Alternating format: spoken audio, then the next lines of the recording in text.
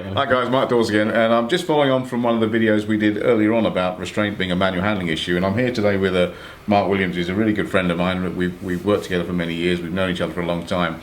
Mark is one of the leading expert witnesses in the field when it comes to use of force. He consults and he audits for a lot of organisations, including special hospitals and other NHS and security and police type organisations.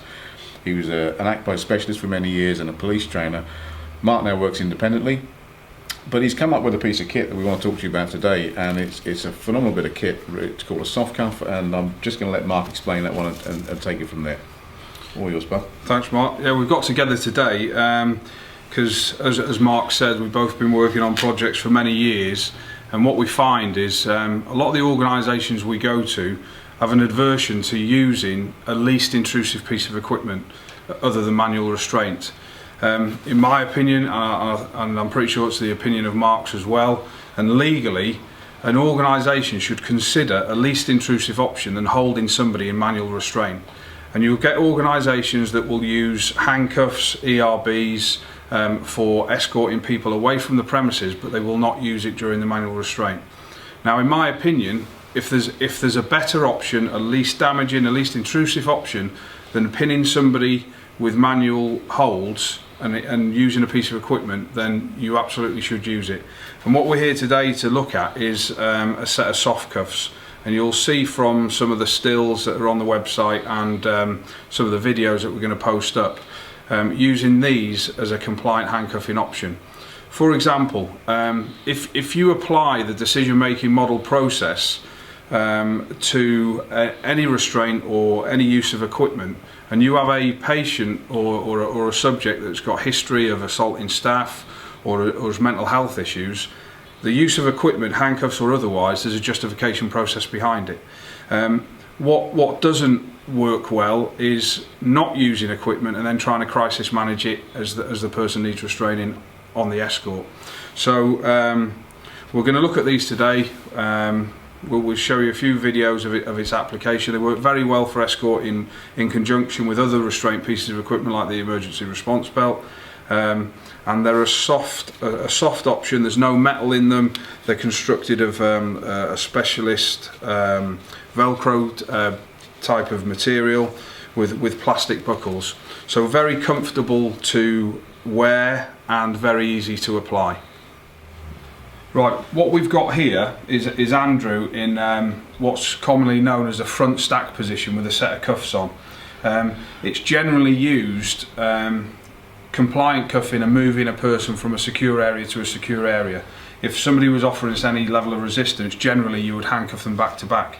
But just what I wanted to point out here is the difference between these, a metal handcuff against the wrist, and the movement the person has against the soft cuff. So can you just give it, so how does that feel on you? Yeah, I mean, if in that position, if I was to become non-compliant, that would be quite painful. On the bone there, where it's metal, it wouldn't be very pleasant at all. And as you're probably aware, it's well documented that the injuries that can occur from a metal set of handcuffs, the obvious injuries, reddening and cutting of the wrists, and conditions like carpal tunnel syndrome. Okay, what we've got now here is Andrew in a set of the soft cuffs in the same front stack position, and what I just want to get from Andrew is how that feels in comparison to the metal handcuffs.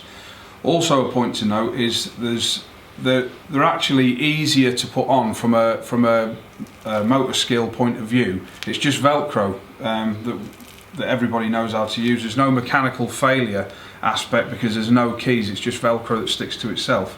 But what is interesting is how he feels in these as opposed to the metal handcuffs. So you just explain how you feel more controlled.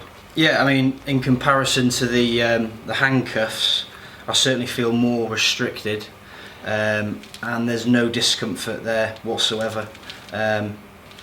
You know, no matter how non-compliant I become, there's no discomfort there in comparison to the handcuffs. And because they're wider in size as opposed to a thin metal piece of the handcuff, he feels that where his hands are stacked, he's more restricted than in a set of handcuffs. And like you said, they're soft, so there's no discomfort. there's organisations that we both go to where it is preferred or it's practiced to hold somebody in manual restraint rather than use a less intrusive option. Now, in my opinion, if you can negate having to hold somebody in manual restraint, and some of the circumstances I'm talking about is for hours on end, and substitute it with a set of soft cuffs, a set of handcuffs or an ERB, then in my opinion absolutely you should do that, because it's least intrusive for everybody concerned.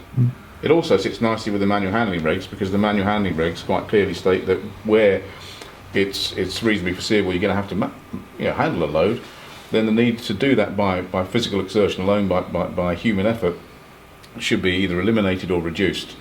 And you know as well as I do now, and it was raised in the Winterbourne View serious case review, restraints are going on for 5.5 hours. I know of one trust that 8.5 hours restraint, staff getting hurt, patient getting hurt, people fatiguing, risk of position asphyxiation going up. These can all create breaches of human rights articles and corporate manslaughter articles.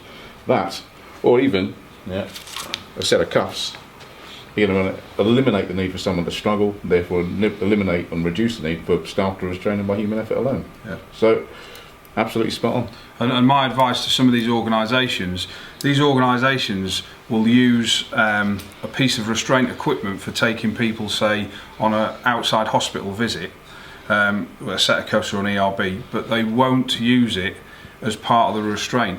And again, in my opinion, they should. And my advice is that the worst case scenario, you have a death in restraint, just be prepared to justify why you considered and dismissed a least intrusive option. As Mark said, in line with human rights, you'd have to explain to a third party, a judge and jury, why you didn't use a least intrusive option when you've got worst case scenario of death.